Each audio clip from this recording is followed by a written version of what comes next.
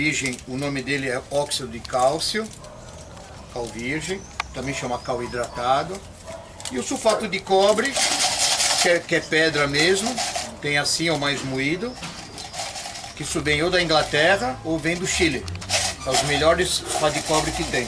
Isso é o pessoal que é novo, né? Brasileira, que ela dá no solo. Ela sozinha se multiplica, ela não tem vetor, ela não tem macho. Ela condensaria, por exemplo, no galho, não? Não, ela não vem no galho, ela vem na raiz da muda.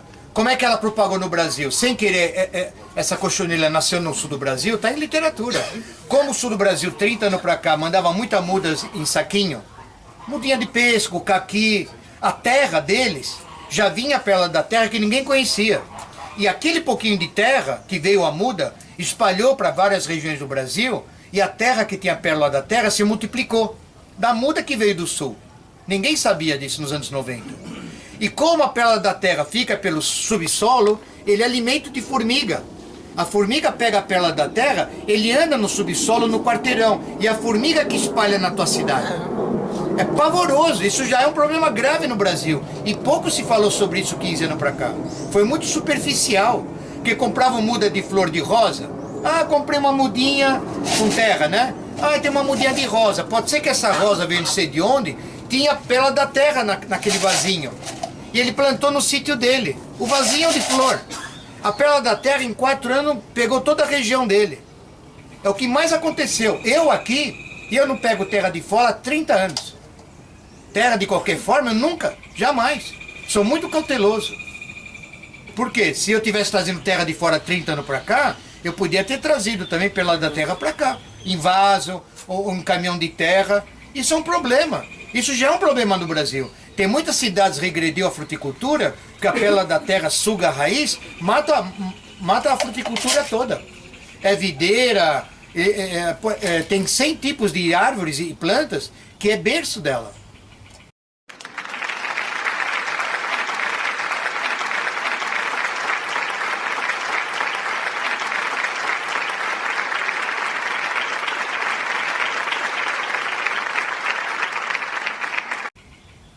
Gente, a pérola da terra, estudem sobre isso. É muito grave. Por isso que é importante, porque eu faço o nosso trabalho de você aprender a fazer a muda. Porque você vai fazer a tua muda de fruta. Você não vai trazer muda com terra de outra região. Além de você treinar a pessoa a fazer muda, a nossa cabeça já era para vocês fazerem muda de uva sem trazer terra de fora. Com a muda de fora. Você entendeu? O trabalho nosso é para você ficar livre com a tua terra dentro do teu local. Você vai fazer suas mudas de fruta. Exato. E não trazer muda num saquinho de terra de uma região. Você não sabe o que vinha. Hoje, viveiro sério, a terra deles é uma terra que foi trabalhada com calor, ela foi toda desinfetada, isso de alguns anos para cá. O pessoal, pesquisadores, quem muda de certificado, a terra não é qualquer terra. Ela passou por um processo de cura, para matar justamente a pérola da terra. Exato. Mas só que já escapou muitos anos para cá. Já é um pepinaço, é um outro alerta que a gente faz. Tem muita literatura sobre pérola da terra. Um exemplo. Nós temos muito problema no Brasil, viu, gente? Quem cultiva orquídea, antes de colocar no orquidário dele, primeiro ele coloca num balde com água, cloro e deixa ali, às vezes horas, para tentar eliminar qualquer doença para depois. Isso é muito empregado, inclusive em galho de videira. Antes de você enxertar, um dia antes, você faz uma pré-desinfecção. Faz, o galho deitado, uma água morna, se faz. Isso ajuda você a ter cada vez material mais sadio, para você fazer a muda com menos doença. Mas a muda principal, você tem que adquirir desses centros de pesquisa que é livre de virose e outros tipos de doença. Ah, eu vou pulverizar que a virose vai embora. Não, ela está dentro do material. Ela já vem no material. Está no DNA, né? É dela. Então, centros que vendem mudas por aí afora, todas as mudas deles é livre de doença. Ou citros ou não, ou videiras ou não, ou pessegueira ou não. Não é de qualquer jeito, pessoal. Por isso que tanto pomar no Brasil morre cedo. Mudas de baixa qualidade, agressão química no solo, qual é o resultado? Doença. E aí o pomar acaba. Mudas antigas que nem a nossa, teve padrão. Teve, na época, já mudas vindas de qualidade. Um trabalho de décadas com trabalho no solo e não agressão. Nós vamos ver mudas aqui de 40, 60 anos dando fruta. E que milagre a gente faz aqui? Nenhum. Manejo normal sem agressão. Matéria orgânica, churumes de animal no solo. as pulverizações quinzenal, gente, eu não tenho segredo aqui. É difícil você dizer que essa videira enorme, tem 44 metros, ela está com esse vigor de folhas. Ela não se esgota, porque nós estamos alimentando ela dentro de uma norma básica. Todas as plantas aqui são alimentadas, inclusive pós-colheita. Tinha um agrônomo, um senhor fabuloso, lá na praça... na Praça da Sé. Ramos Azevedo? Não. Praça Clóvis? Não, onde a faculdade de Direito, São Francisco. Do lado da igreja São Francisco, que é a igreja secular, pegado do lado tinha uma loja de fruticultura, isso nos anos 60 e 70. Ainda tem, viu? Wieberger. Ainda tem lá. Não, mas vou dizer de um senhor, um agrônomo, o senhor Paulo, nunca esqueça aquele japonês. Ele tinha uns 70 anos, meu avô ia lá. Eu ia com meu avô, era moleque, tinha 10 anos. Aquele senhor japonês, ele era uma sumidade, parece que ele estava em transe quando ele te atendia para dar receita de produto. O homem falava coisa, eu ficava só de olho naquele japonês. Meu avô perguntando para ele, meu avô falava português meio arranhado, encurtando, o que eu quero dizer desse senhor japonês, lógico que ele já não estava mais aqui na época, ele já tinha 70 anos, estou falando conversa 40 anos atrás ou mais. Ele falava assim, falava português meio japonês, não esquece pro meu avô, não esquece, tem adubação, agradecimento. Meu avô falou, que falando? Meu avô falava daquele jeito, que senhor falando? Adubação, agradecimento, depois colheita. Joga matéria orgânica, esterco no chão, depois colhe, aqui nós tínhamos 80 pés de Vitalia na época, né? Depois que colhe fruta, o senhor joga adubação orgânica no chão de agradecimento. Eu nunca esqueci essa frase desse japonês, desse agrônomo. Olha o que os antigos falavam. Depois de colher, o que quis dizer? Não se vira as costas pro pomar, tchau, vou embora, colhi fruta. Não, tem a pulverização mensal após colheita, para a folha não pegar doença, ainda mesmo no nosso caso, que o clima mudou. E nutrição do solo, como ele falou, é o agradecimento após colheita. Aí ele completava, esse senhor Paulo, da Dienberger. Seu colheita, próxima colheita, tão bom quanto o ano passado. Você acredita, velho? Eu nunca esqueci a frase desse agrônomo japonês. Gravou. Olha o que ele falou. Próxima colheita, fazendo agradecimento, vai ser tão bom quanto o que o senhor já colheu na tua chácara. Ou seja, estabilidade de alimentação no pomar, permanentemente, sem exagero. São duas frases que eu gravei do japonês, eu uso até hoje isso aqui. Então ele falava aquilo. Seu Francisco aqui, que foi aluno do Luciano Poletti, falou um monte no meu ouvido. Outros velhos por aí falavam a mesma linha, que eles eram dos anos 30. Então a gente aprendeu alguma coisa. Por isso que muita gente fica surpresa. O que o Sérgio fala dá certo?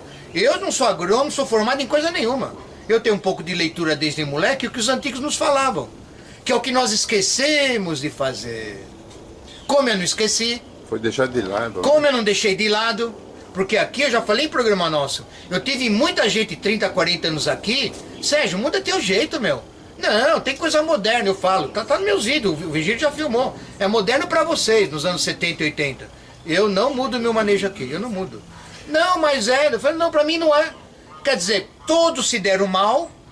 Passou 40, 50 anos, eu não mudei depois da morte do meu avô o manejo. Eu não mudei. Pra fazer 49 anos, meu avô faleceu. Eu assumi a chácara pra cuidar. O jeito, igual, mesmo jeito. Passaram-se quase meio século e as plantas estão aqui. Vai, eu tô cuidando do caquizeiro que meu avô plantou em 59. Ele falou que eu tinha 3 anos de idade quando ele plantou. Eu nasci em 56.